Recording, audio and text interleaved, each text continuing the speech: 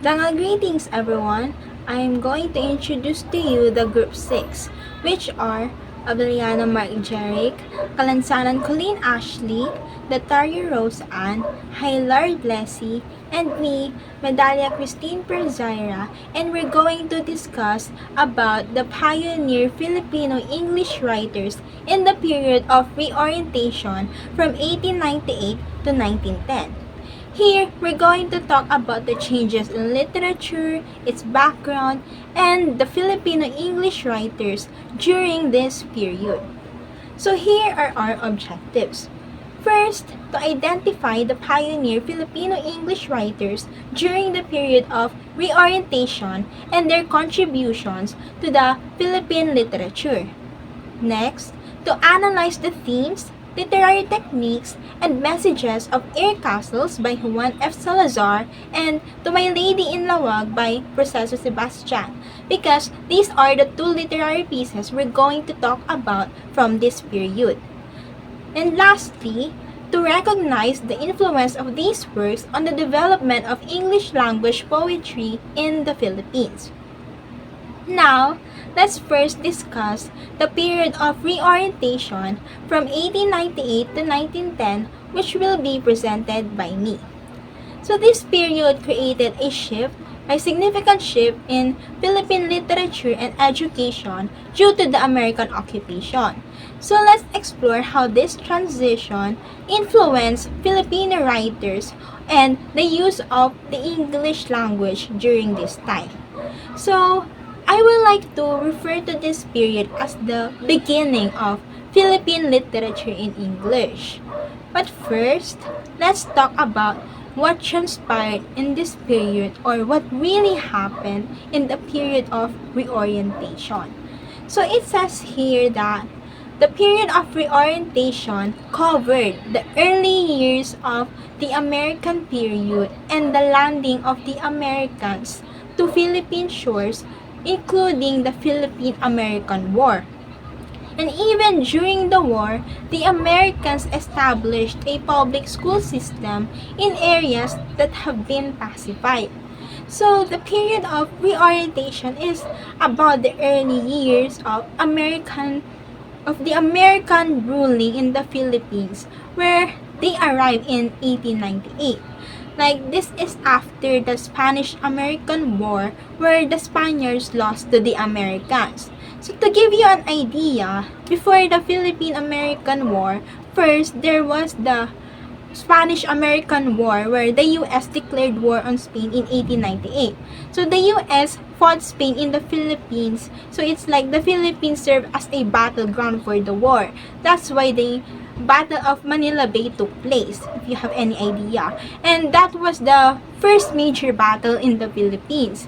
And after that, the U.S. helped Emilio Aguinaldo to return from exile in Hong Kong on May 19, 1898. And then President Aguinaldo continued to fight the Spaniards and declared the Philippine independence on June 12, 1898 for the U.S. to see that we can rule the country on our own. But the Treaty of Paris happened.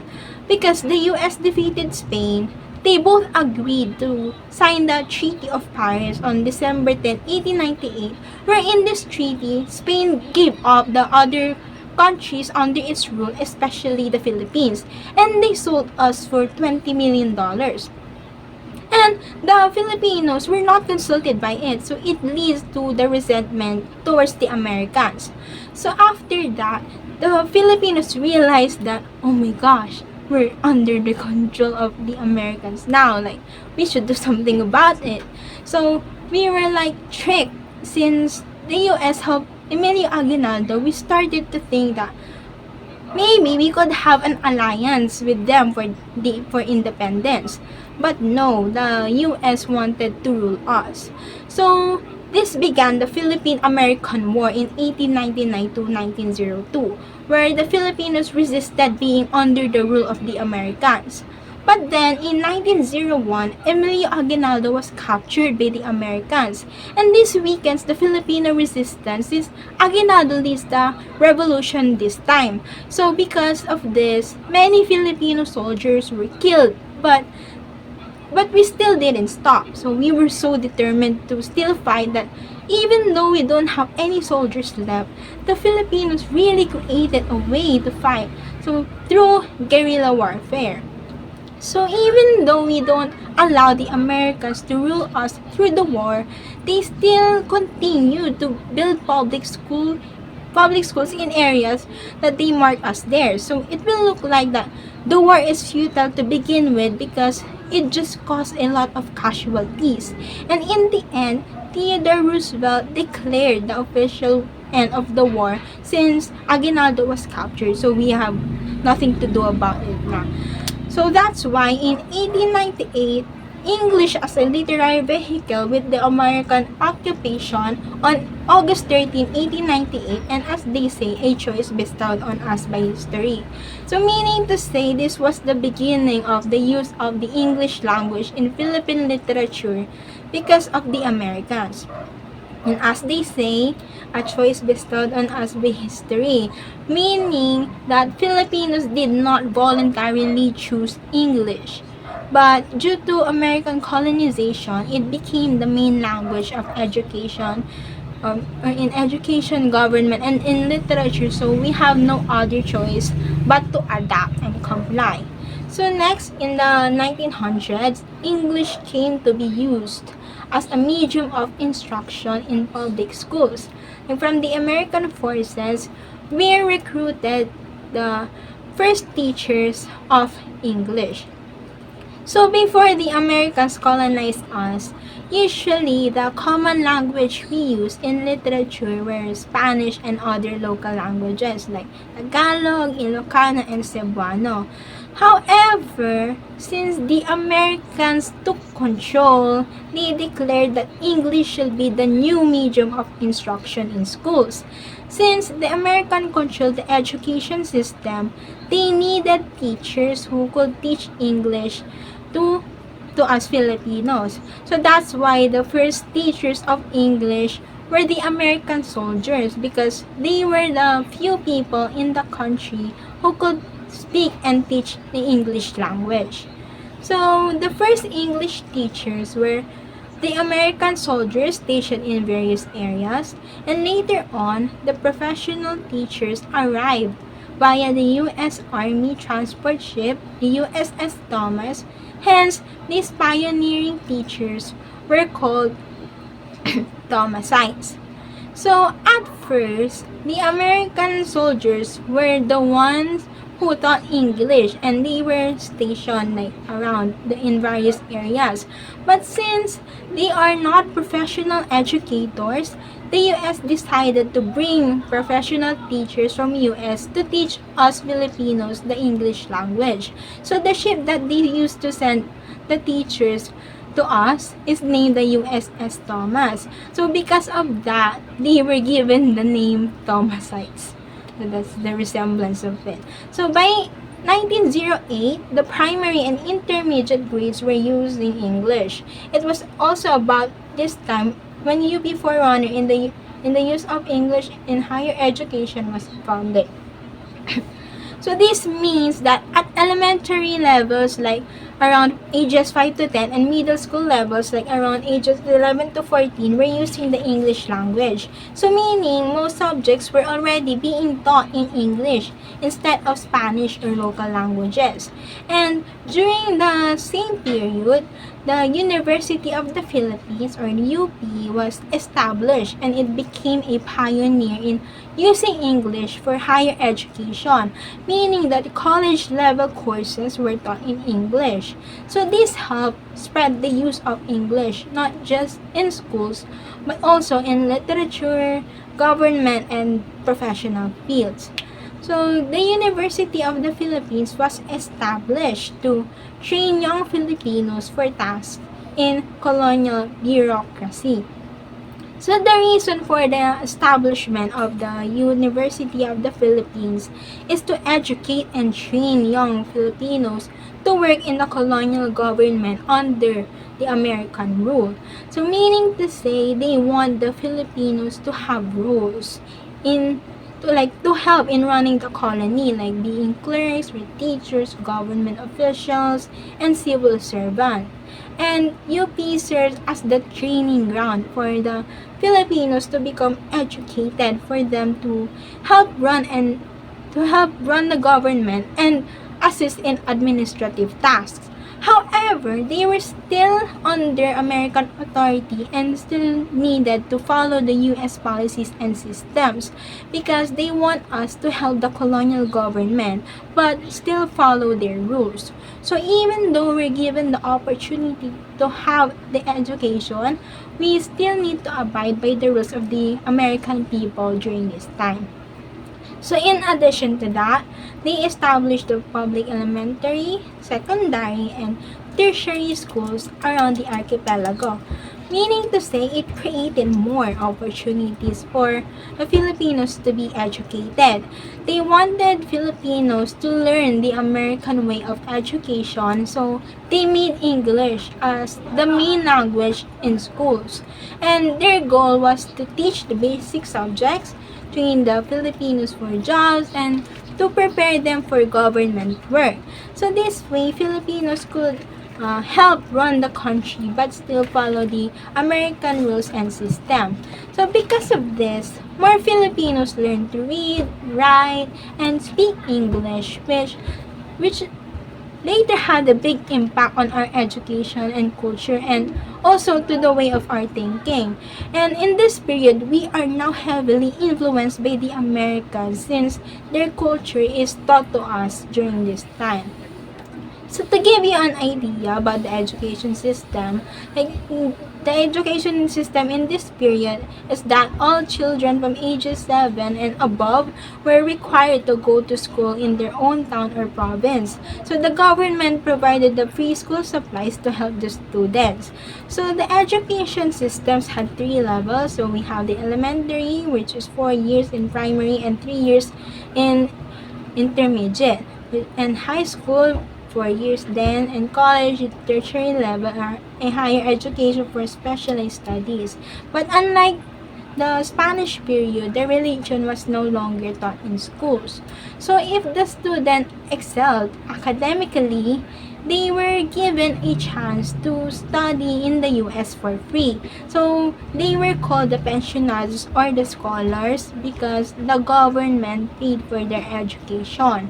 And after finishing their studies, they had to return to the Philippines to work as teachers or government officials. So there were not much of literary works produced during the period, as Filipino writers were still adjusting to.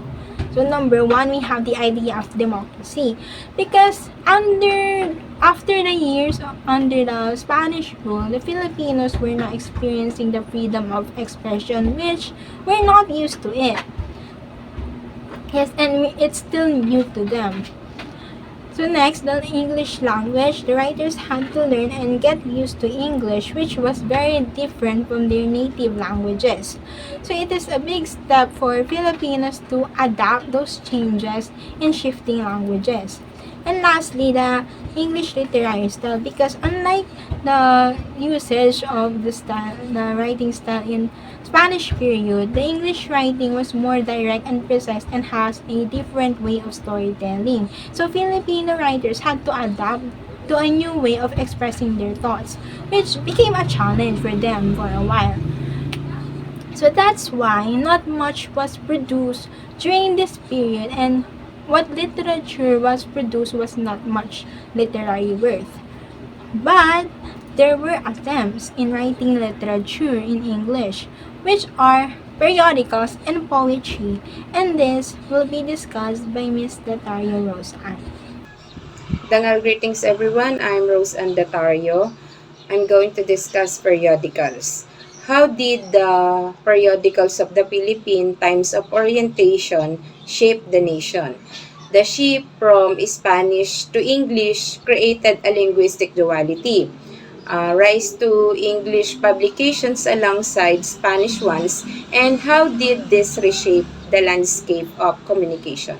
Let's start exploring the details behind this. El Renacimiento, which means the Renaissance in English. It is the name of Spanish-Tagalog bilingual newspaper that was established in 1901, serves as a prominent opposition voice in the Philippines, promoting virtue and condemning immorality. First, this became the most famous Spanish-language Filipino newspaper. During the early American colonial period in the Philippines, Spanish was still widely used by the educated Filipino elite. El Renacimiento became a prominent voice for the Filipino nationalism and aspirations for independence. Its strong editorials and investigative reporting made it influential. Next is, it became the objective of several libel suits from American officials. El Renacimiento, its critical stance against American colonial policies led to clashes with American officials, particularly the articles that expose corruption and abuses. Next is, this was established in Manila and its first issue came out on September 1, 1901. Manila, the capital of the Philippines, was the center of political and intellectual activity. The newspaper founding there allowed to reach a wide audiences. The date September 1, 1901 marks the beginning of its publication. Next is, it was founded in Manila by Rafael Palma in 1901. Who is Rafael Palma? A Filipino politician, writer, and educator, was a key figure in the key newspaper establishment. His leadership vision were instrumental in shaping El Renacimiento's role in the Filipino society. El Renacimiento, this newspaper emerged during a crucial time following the Philippine-American War and the establishment of American colonial rule. It is known for its nationalistic stance and its critical coverage of American policies.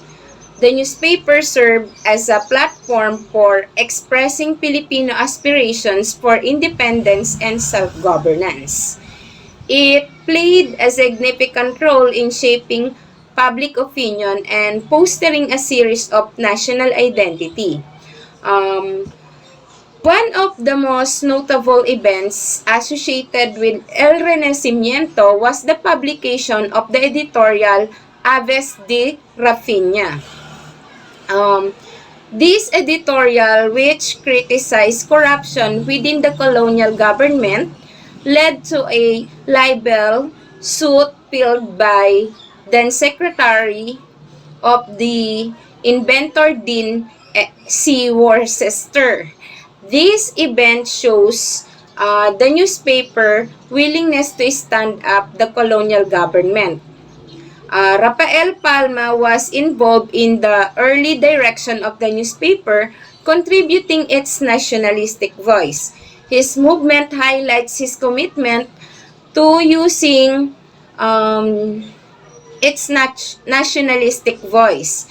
His involvement highlights his commitment to using journalism as a tool for a social and political change. Next is the Philippine Press. The Philippine Free Press was indeed established by these two individuals, R. McCulloch Dick and Theo Rogers, as the first privately held publication to publish English works by a Filipino writers. It played a crucial role in promoting literary talent in English. It gave a forum for new writers at the critical juncture in Philippine history. And next is the Free Press, the oldest weekly English language publication in the Philippines, has been reviewed and occasionally published against despite periods of shutdown. This at least to its durability. um, to summarize or an explanation for this is the Philippines Free Press was a highly influential weekly news magazine that played a major role in Philippine journalism. It was known for its investigative reporting, its strong stance on political issues, and its promotion of Filipino literature. The magazine's history is intertwined with the Philippine-owned turbulent past, including the periods of American colonization, Japanese occupation, and martial law. It has periods where it was not published, but it has been brought back into print.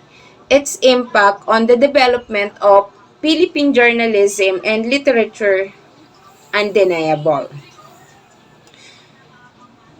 Okay, let's go with the poetry. Who is Justo Juliano? Is a writer of that time would have used literary devices to convey his message. The poem could have contained metaphors, symbolism, and evocative language to stir the emotions of its reader. The first is the sursum corda. This Latin phrase translates to lift up your heads, implies a need to overcome despair and maintain hope for a better. It is also liturgical praise used in the Christian Mass, calling for spiritual elevation and focus in a broader sense. It signifies hope, encouragement, and a call to rise above adversity. The title itself suggests a call to elevate the spirit of the Filipino people. It could have been used to encourage them to maintain their national pride and aspirations for freedom. Despite the challenge of colonial rule, lift up your hearts implies a need to overcome despair and maintain the hope for a better future. The poem also have addressing the hardships faced by Filipinos under the American rule, offering words to encouragement and urging them to remain strong. The poem opens by acknowledge the Philippines' past and present struggles, highlighting Filipino hardships. The title Sursum Corda immediately urge hope and resilience. Tagal greetings everyone, I'm Colleen Ashigansa and I'll be talking about the Filipino English writer in the period of reorientation. First one, we have Juan F. Salazar. Juan F. Salazar is known as a childhood anthropologist and a videomaker and was born on the year 1889 at San Roque, Cavite. So, Juan F. Salazar is also a senior lecturer of communication and media and studies at the School of Communication and Media and a Master of Arts and Media and Cultural Skills at the University of Western Sydney. So, Juan F. Salazar is part of the first batch of Filipino writers who use English in their writings, and also he crafted stories and poems that modeled after. So he had known for his poem titled My Mother in Air Castle. Let's proceed to Proceso Sebastian. Who is Proceso Sebastian? Proceso Sebastian is a Filipino lawyer and also a diplomat, a politician. So, he was born in Claveria, Cagayan and on January 26, 1982. He was the son of Filemonia Esmeria Sebastian and Gregorio Sebastian. So, Francis Sebastian completed his bachelor's degree in law from the University of the Philippines in the year 1915. So, he also served as a member of the Philippines Legislature as representative from the second district of Cagayan from the year 1922 to 1925. So, President Sebastian had a diverse range of activities including writing, singing, reading, and playing cards. So, he also had the rare distinction of serving in all three branches of the government: the legislative, executive, and the judiciary. So, President Sebastian wrote that to my lady in Lawag in the year 1902. That's all. Thank you po. Dangal greetings everyone, I'm Marjeric Abellana and I'm here to present the poem Air Castle written by Juan F. Salazar. It is a poem that can inspire everyone to reflect on their own self. A poem that is really hard to understand at first, but when you grasp the idea or the message, you can use it to reflect on your own self. A poem that can lead many readers to an inspiration, the one thing that we would appreciate and love. The poem reflects self-ambition, passion, and perseverance in pursuit of one's dream. The poet, Mr. F. Juan Salazar, envisions that the future is an everlasting or ever-expanding journey filled with both opportunities and challenges. He used vivid imagery such as in the first stanza, distant mountains and boundless sea. It symbolizes the obstacles and possibility that lies ahead when we traverse the journey of our life. The central theme of this poem is about the ambition of oneself and worrying about the future. The poet conveys a deep longing for success and self-fulfillment, highlighting the struggles and triumph that comes with pursuing one's dream. It also highlights the unpredictability of life's journey where challenges and opportunities coexist.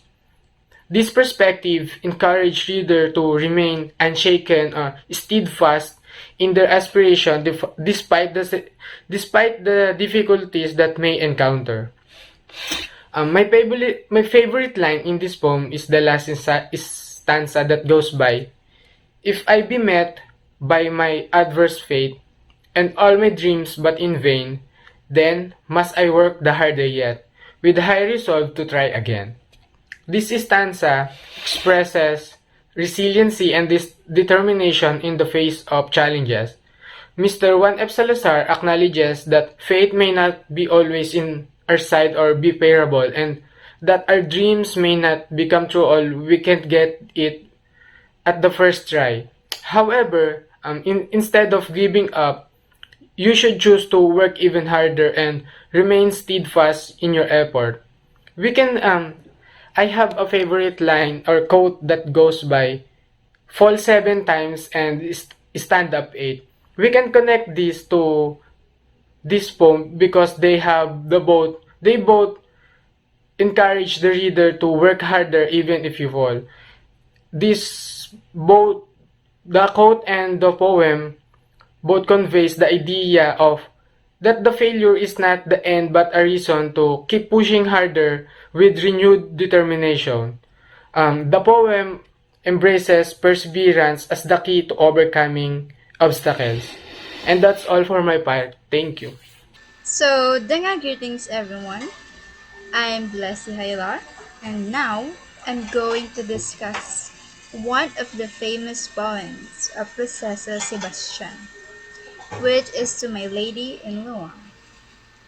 So, the title itself, which is To My Lady in Luang, means this poem is written by a man for his beloved woman. So here is the poem. Now, let me explain each stanza in this poem. So in the first stanza we have, I bring this humble song of love that's true and lasting. that's been with me so long. Okay, so this man is like basically saying like hey, I'm here with a simple song for you. Like, and this love I have, like it's been in my heart for a long, long time. Like that, like he's he's carrying his deep feeling, and now he finally wants to express it through a song, like that. Next, in the second stanza, we have here, your beauty is so wondrous. It fills me with light. Your eyes are like the stars that shine so bright in the darkest night. So here, like, he's just mesmerized by her beauty. Like he's saying, you're so beautiful. It makes me happy, like just looking at you, like that. And those eyes, like he's comparing them to shining stars, like so bright, like they guide him even in the darkest moments, like in classic poetic way of saying, I could stare into your eyes like forever, So next, here in the third stanza, that is,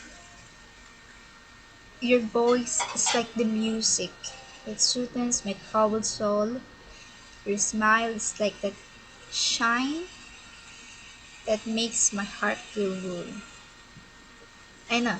Your smile is like the sunshine that makes my heart feel warm.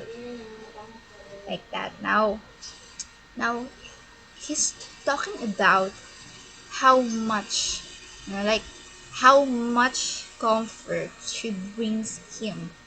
Like he's saying here, like your voice is like a song that calms me down when I'm like feeling bad, you know. And her smile, right? Like he's saying here, like it's like the sun, like it lightens up my world, and it makes me feel complete. Like that. Like basically, like, basically he's saying here, like she's his source of happiness and peace. So in the fourth stanza we have here, I long to be beside you, to hold you close and tight, tell you all my feelings, and make everything right. So here, it's like now admitting that he really, really, he really, really wants to be with her. Like like he's saying here, like I just wanna be by your side, hold you, tell you, make everything I feel, and make things like perfect, like between us, like that. Maybe he said that because there's something unsaid between them. Like um he wants to fix that, like that. So in the last stanza, or the fifth one, we have here, my lady in Luang, please hear my humble plea that you'll be mine forever, for all eternity. So now, and here, and like here's the biggest moment, like he said, like here he like he's like, he wanted to say here, like, I'm asking you, my love, my lady from Luang, like listen, like no, like like please listen to me. I want you to be mine, like forever. Like it's basically confessing his deep love and hoping that like that she feels the same way. So next slide, we have here the theme. So the theme of To My Lady in Luang is love and admiration. So the poem talks about deep feelings of love, showing how the speaker admires the beauty, voice, and presence of the woman he loves. So it basically says here that the poem is all about love, that kind of like that kind of admiration that makes someone um feel inspired and happy just by thinking about the person they like the poet describes how beautiful the lady is, like how her voice makes him feel calm, and how her presence lights up his world. It's kind of sweet, simple, and sincere love where you just want to be with someone and cherish them forever. Next slide. So here we have the meaning of the poem. So the poem expresses deep emotions for a loved one. It shows how someone can bring light and joy to another person's life just by being there. So here, um, so here it says like if you break it down, the poem is like a love letter, um, but written as poetry. So the speaker is basically saying, um, like, okay, you're amazing, you make me happy, and like I really want to be with you, like that. Like every line is filled with admiration. Like when he says her eyes are like shining stars, or that her voice is like music. Like it's not just about beauty, like, but it's about how this person makes his world brighter and more meaningful, just like that. Next slide. So here in our last slide, so we have here the message of the poem. So the message of the poem is that love is powerful, feeling that brings joy, aspiration, and deep longing to be with someone special.